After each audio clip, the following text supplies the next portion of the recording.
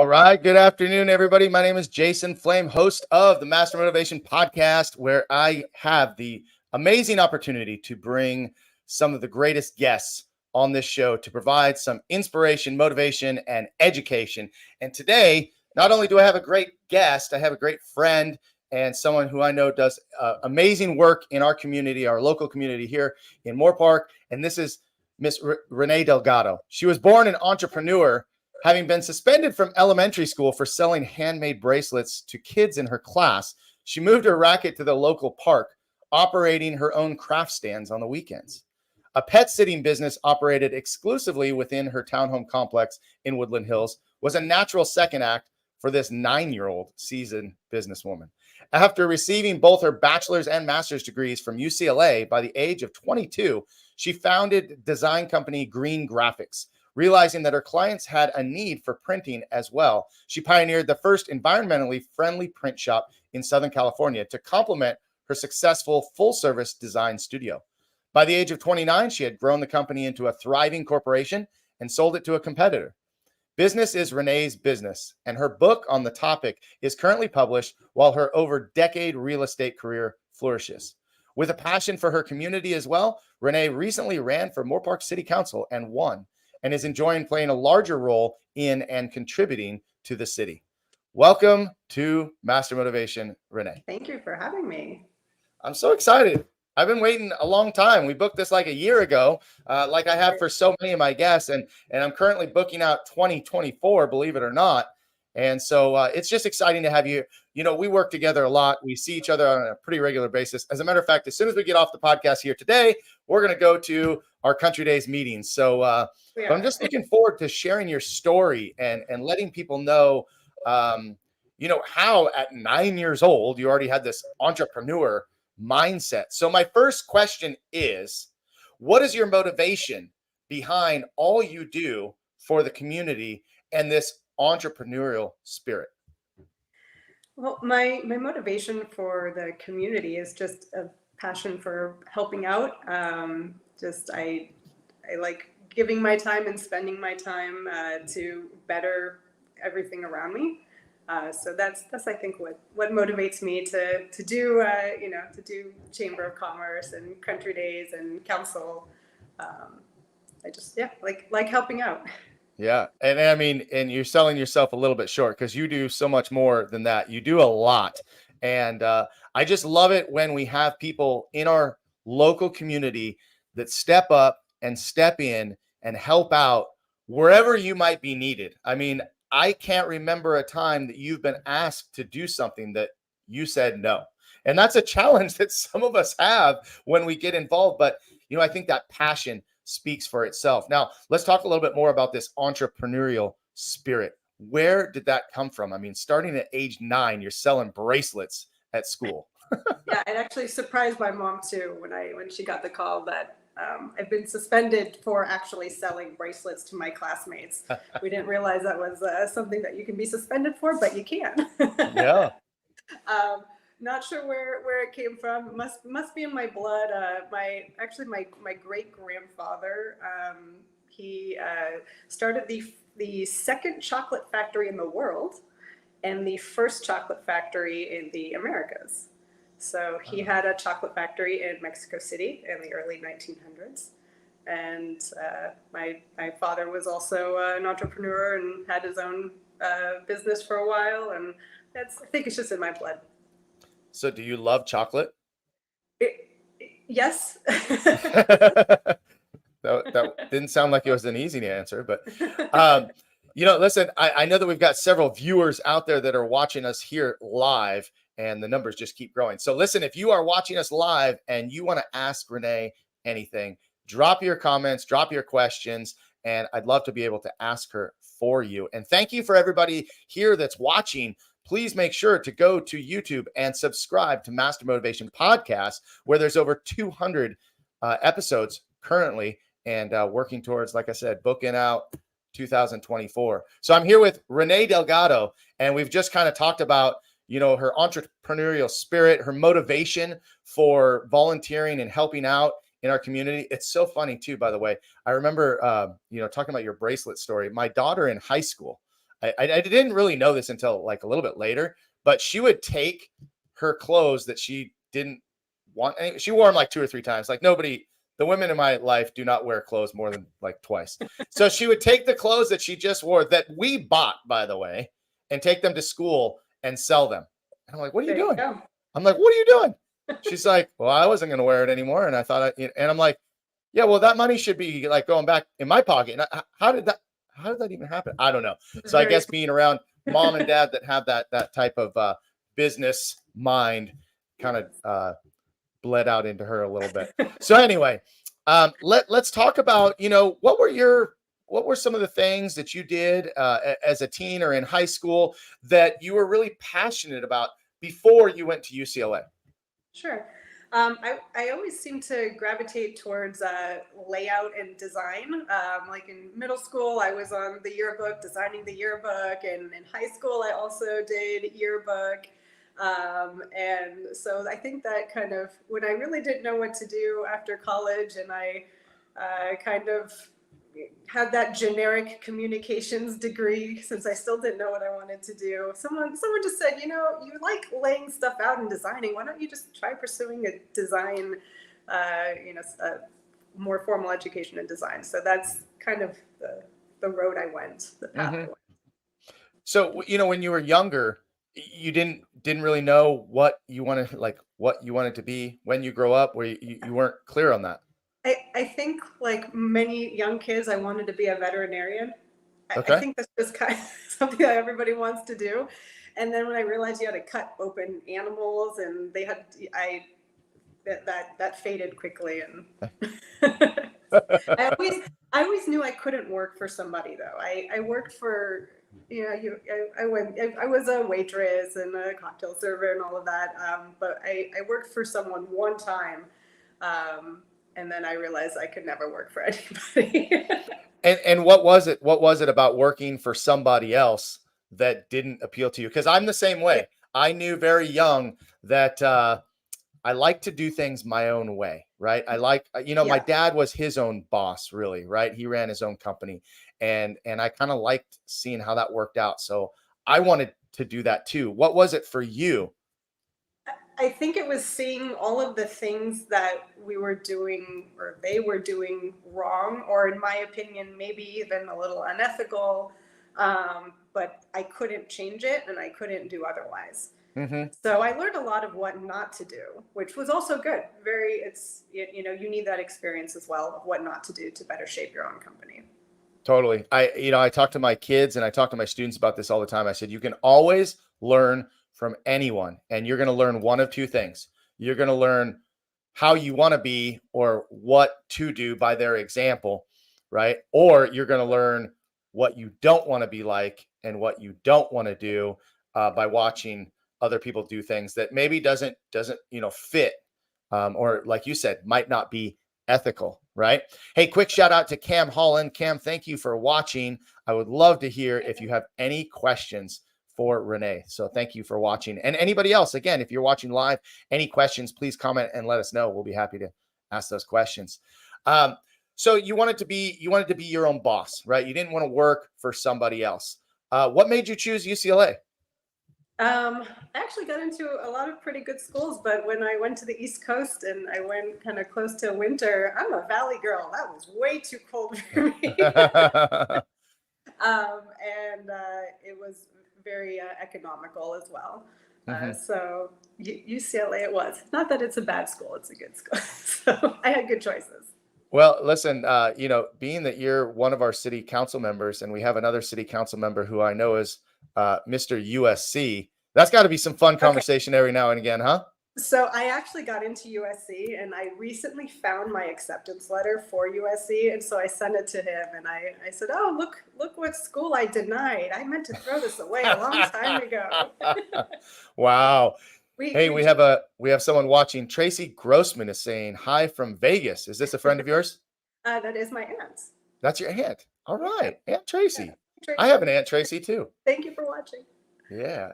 Hey, here's a question. Awesome. What was the hardest part about starting your own business? Now, before you ask that, I don't know that we could call that first selling bracelets business, although it was, right? What was your first business? What was that first business? Yeah, so actually, I had a business also in college with a friend of mine, which was a doggy bakery and pet goodie kind of stuff. But I'll start with my graphic design business. Okay. The most difficult part was that I was young. I was 22 when I started it, and I was a woman. And when I went to Chamber of Commerce and other networking groups, I was a 22-year-old girl, and people did not take me seriously. So I think that was the most difficult part, was just not being taken seriously because I was young and it was new, and that was it. But I overcame that pretty quickly. Yeah. I don't know that we've ever even talked about this, but this was a challenge for me as well. When I first started my business, I was 19 when I opened my karate school, and I had several mentors that had recommended joining the Chamber of Commerce. And way back when, I joined Moore Park Chamber of Commerce at a young age and walked in, and I felt the same way. I felt young. I felt that I wasn't taken serious. At the same time, I think that my attitude was so very different at a young age, full of confidence, full of maybe a little bit of arrogance too, and not understanding how the chamber actually worked. So I actually stopped. I didn't go for like 10 years. And then it wasn't until much later where I understood a little bit better. But you had a doggy treat business. See, we have two students. We have a family who has a company called Meaty Meatballs. I don't know if you've heard of it, right? And they're these two young girls. Moms help them out with it, and our dogs love it. So whatever happened to what happened with that business? That was pandemic. Not pandemic. I'm sorry. Oh my gosh. The recession. The recession. Yeah. We were doing really, really well the first year, and then the recession hit, and I think people just stopped buying stuff for their dogs. We were both getting our degrees, so we just kind of closed shop. But yeah, that was fun. Now, you were 22 when you started the design business, right? Correct. Yeah. What kind of things did it take to start your own business? And I know that you wrote a book on this as well, so we can tie these two together. But starting a business is really difficult. Did you have any experience in the business world as far as understanding business licenses, taxes? I don't know if you had any employees at that time. How did you navigate all of those things? Yeah, actually, I had zero experience and zero guidance. I ended up looking up SCORE, and that helped me out a lot. SCORE is just a nonprofit, and they have them in all different counties, and they help new business owners with doing those exact things. So that was extremely helpful in setting up all of that, licenses, sales tax, getting to understand, how all of that works. Right. You know what you're good at, which is the design portion, but then it's everything else that you don't want to let fall through the cracks. Yeah. And so tell me how you went from, starting this business, building this business, it was thriving, but then you sold it to a competitor. I did. I started getting really tired. I was working a lot. It's a lot of strain on your eyes to be in front of the computer all the time. I did have employees. It was doing well. I started the printing and the environmentally friendly printing portion before the whole green movement actually started. So I kind of got in before that, and that's why I was pretty successful on that portion. I did a lot of printing for a lot of large companies, and a lot of design for those companies as well. So eventually I just got tired, and I thought, I'm not even 30 yet, and I'm burnt out. And I kind of just put a question out there to myself. I wonder if anybody buys businesses. And the next day, I swear it was the next day, one of my competitors said, if you're ever thinking of selling your business, let me know. And I was like, wow, that's weird. That's the universe, right? That's right. It just went from there, and took about 6 months to get everything going and sold it. And is that company or is that business still in business? It is. A portion of it is. Okay. I All I right. think I think I was a big part of it too. So when I Mhm. left, a lot of people left as well. Sure. Yeah, sometimes our businesses can be very personality driven. Like people work for you, right? And they Mhm. work for your vision, and it's different as you continue to grow too, where it kind of shifts more to a system based business. But even in my own business in the martial arts world, um, there is a big part of it that is personality driven. I mean, it's Mhm. one of the reasons that I do like to stay involved and be a part of my business, even on the day to day, because I think things would be different. I think that it would continue to go and to continue to grow just in a different way, right? Of course. And it goes back to our maybe our type A personality of a little bit of control, where we like to be Yeah. part of everything. And so, that changes it.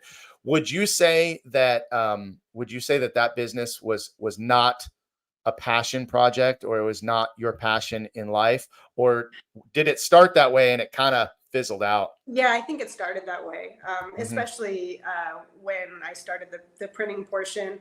The place where I was working, where I said I did work for somebody else before, I would get extreme headaches. It was a print shop and a design shop. I would get horrible headaches. The pressmen were getting nosebleeds and all of that. And I found out that there was ether and so many other chemicals in the press washes, in the inks.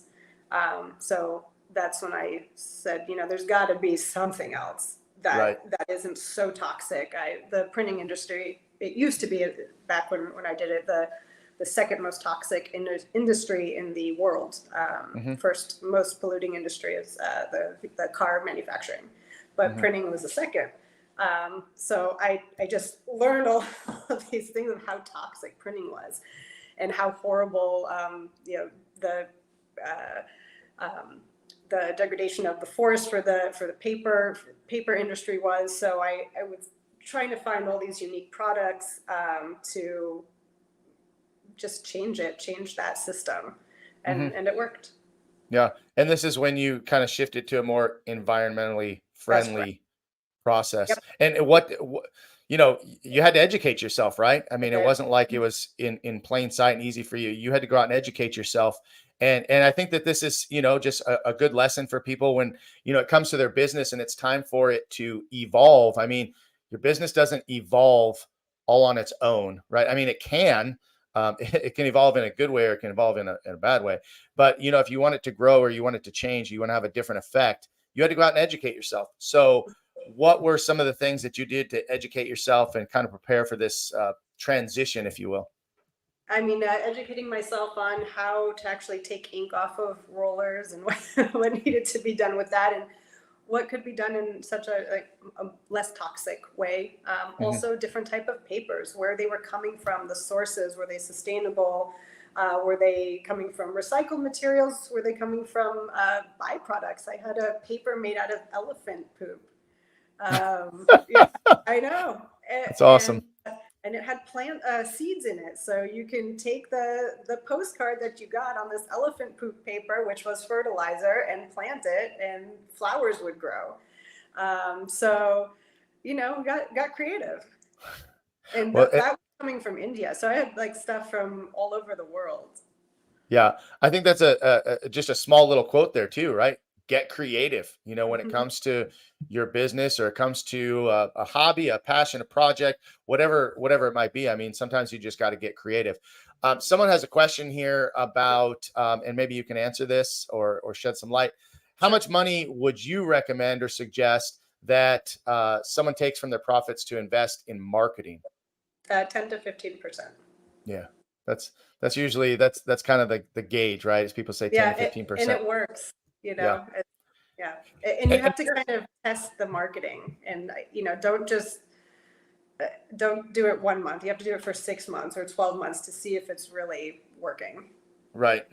And I think in our time now, where you invest that money into marketing, I mean, there's not a lot of print marketing these days. There We're is. doing more social media marketing.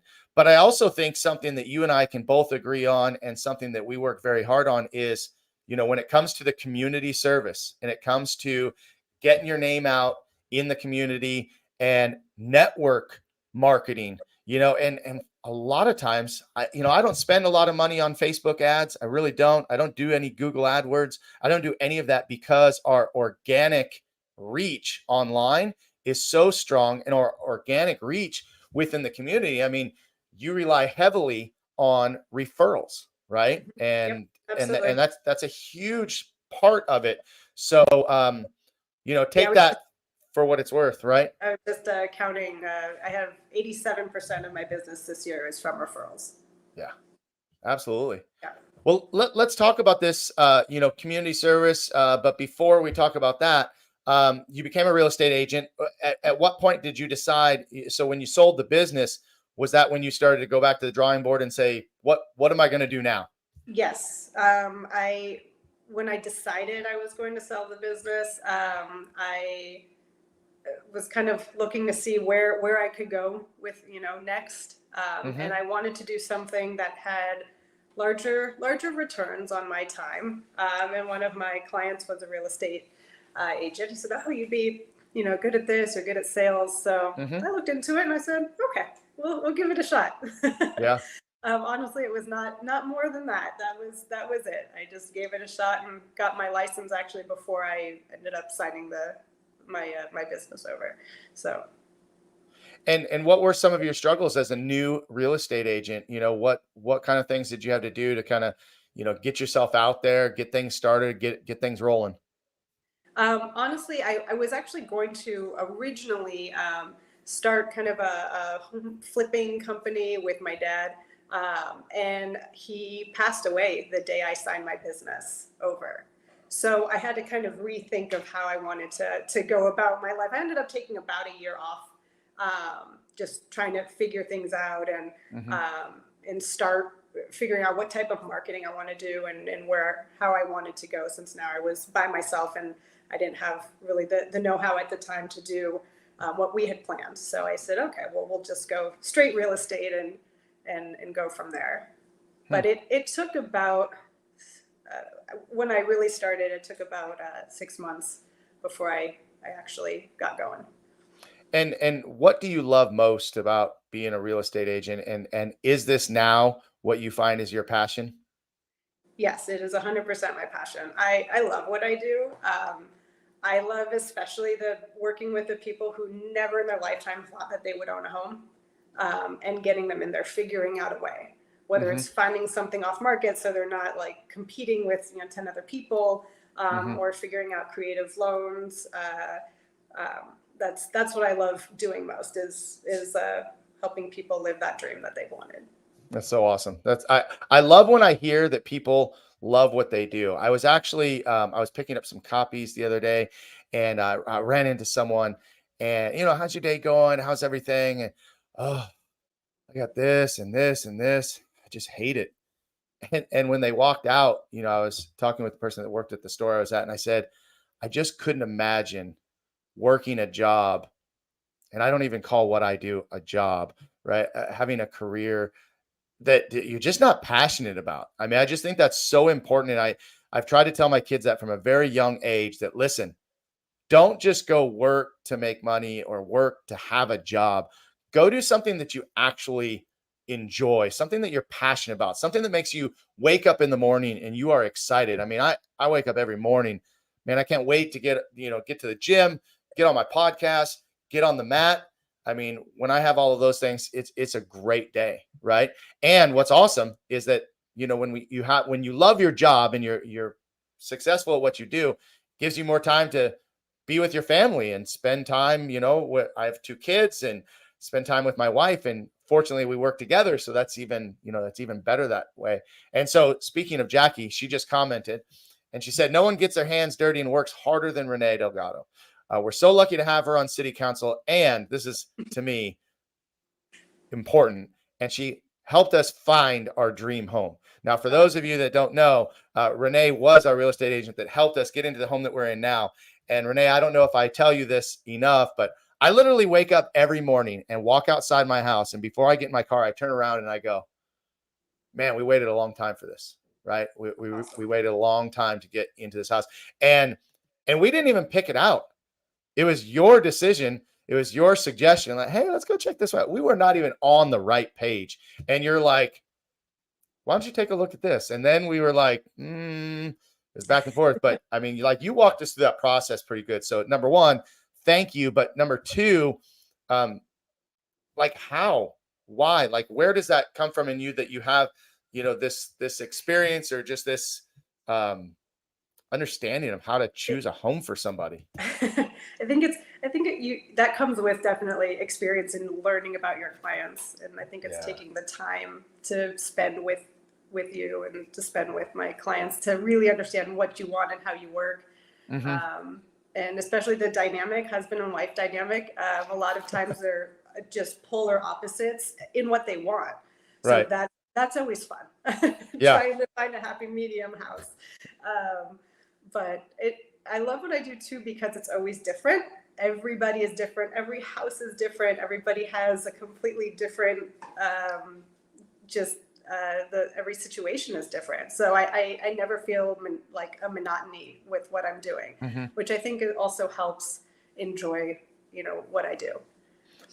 And I think something that you said is really important for, for people that are in business, no matter what your business is. I mean, if you have customers, clients, people that you work with, getting to know your clients and learning about them, asking the right questions.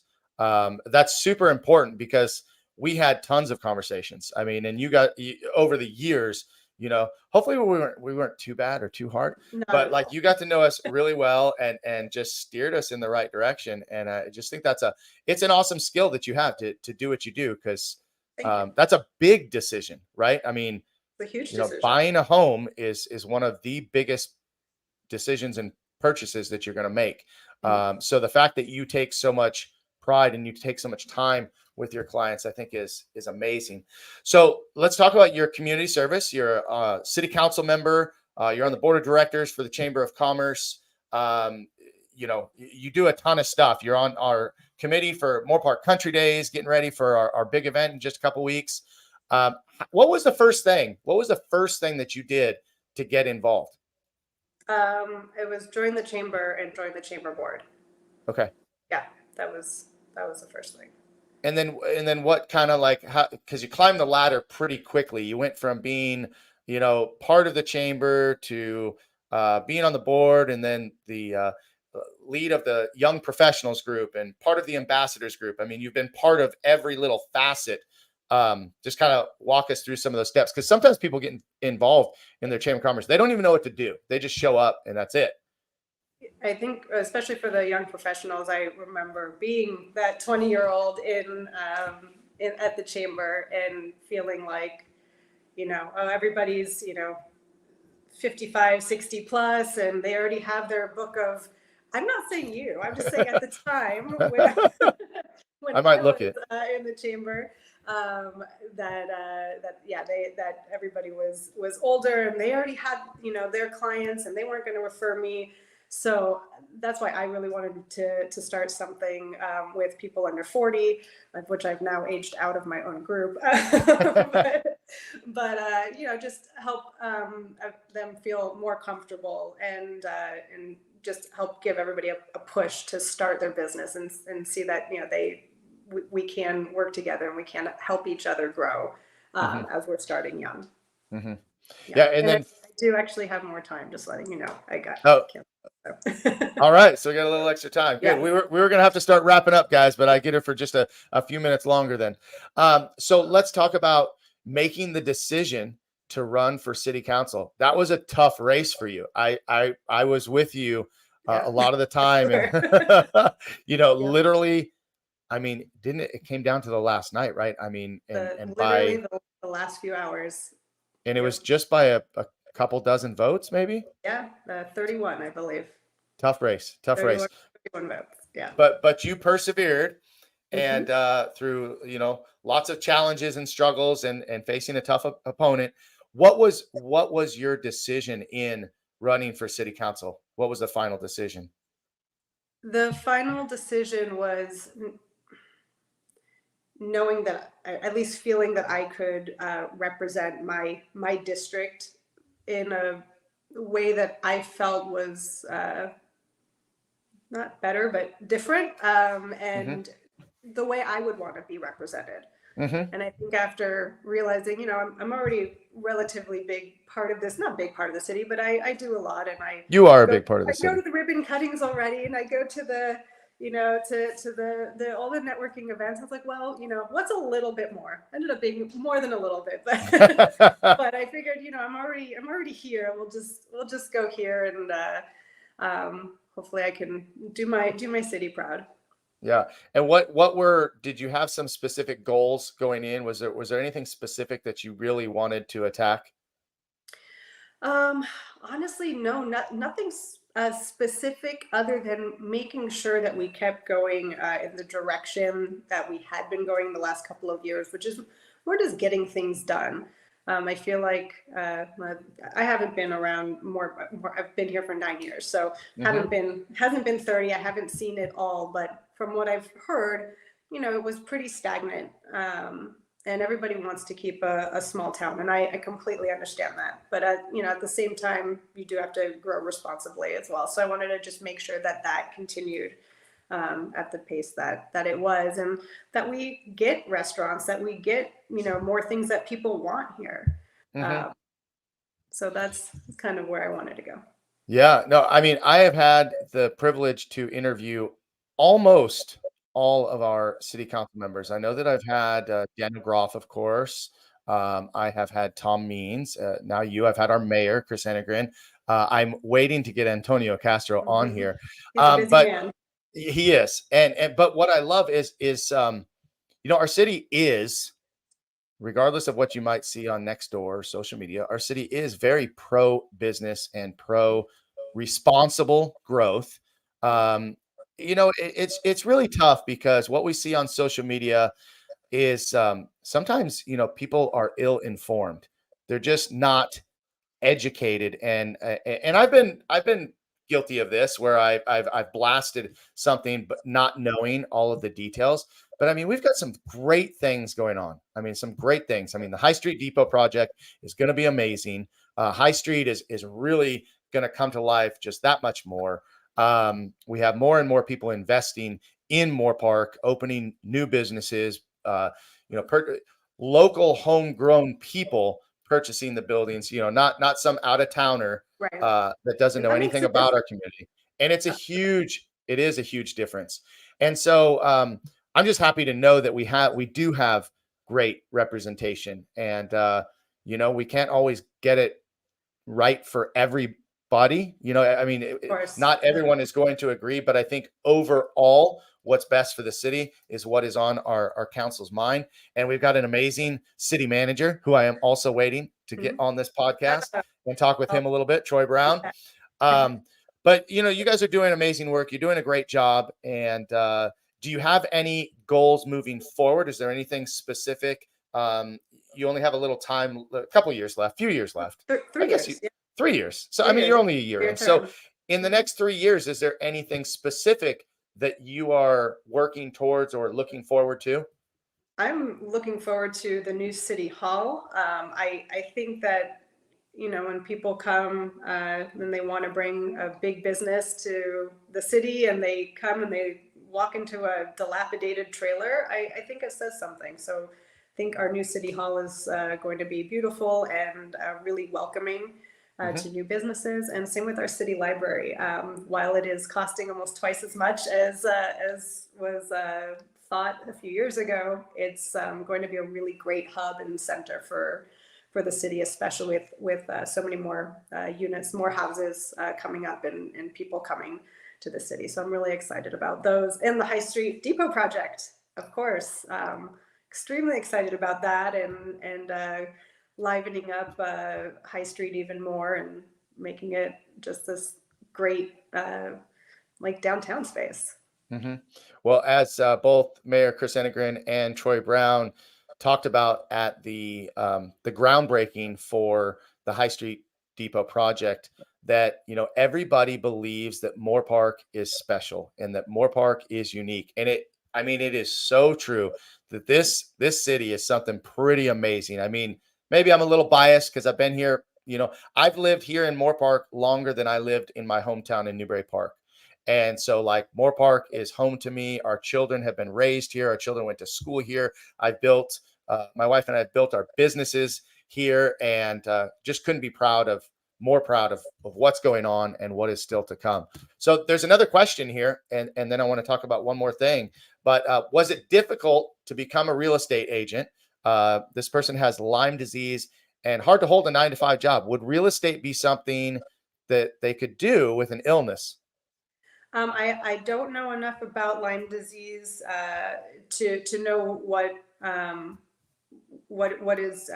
it does to your body as far as making it difficult, but it is a little more flexible.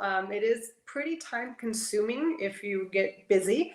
I mean, you can pretty much forget holidays and weekends and evenings in the summer when people want to, it's light out till 7 or 8, so people want to go look at houses. But I think it is something that anyone can do, especially if perhaps you get on a team and can just be helping out as well and seeing kind of what the limits are. But absolutely, if you want to message me, I'm happy to talk to you more about it. Awesome. Yeah, we can go into more detail. And I apologize, I can't see who it is because it just says Facebook user to me. Sure. So later when Renee takes a look at the video, she can go back, or if you want to message Renee, you can talk with her more about that.